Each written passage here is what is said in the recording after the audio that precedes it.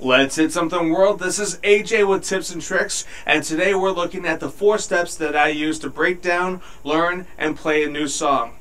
We're going to be using a song called Here With Me by Aaron Moore, a singer-songwriter from Austin, Texas.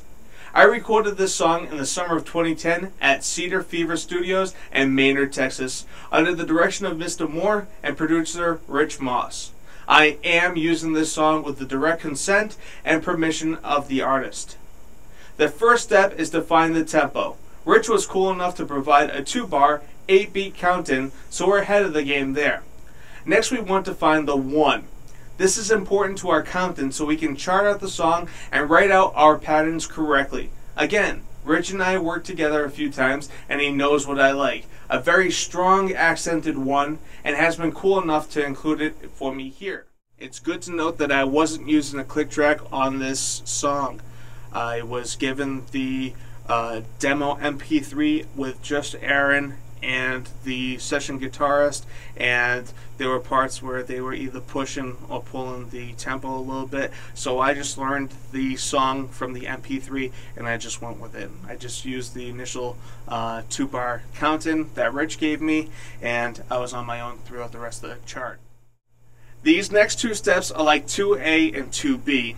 2A is to chart out the song. I listen to the song once to chart the structure of the song: intro, verse 1, chorus 1, verse 2, chorus 2, solo, etc. Then I listen a second time to figure out the number of measures in each movement. Alright, good morning. Got our coffee here to start the day off. It's about 9 o'clock on a Saturday morning. I've taken care of parts 2A and 2B, writing down the part of the song and how many measures each part is going to get. One quick note, I have chorus 2 times. First count is 8 measures, the second count is 8 measures again. For part 3, I'll actually go ahead and write down the different sections or the different patterns I'm going to be working with over here. So the 9 intro and 7 verse are actually going to be rock 1. Choruses are going to be rock 2. This chorus right there. And then all these are choruses, so we're going to do rock 2 right there as well. As I said, verses are going to be rock 1. And the bridge is going to be the hats, with a build-up on the floor tom. Hats / B-U FT. So I have my own little shorthand. Rock 1, I know what that's going to be. Rock 2, it's just going to be a little progression. And hats with a build-up, BU, on the floor tom, FT. So that's that. Nice and simple, nice and easy. 2B is something that I brought into my own repertoire since I've started my own studio and I'm working alone. I record what I call a talking click, so that I'm literally talking myself through the song as I'm recording it and prepping myself for the changes coming ahead. Step 3 is creating patterns for the verse, chorus, bridge, solo, and any other parts.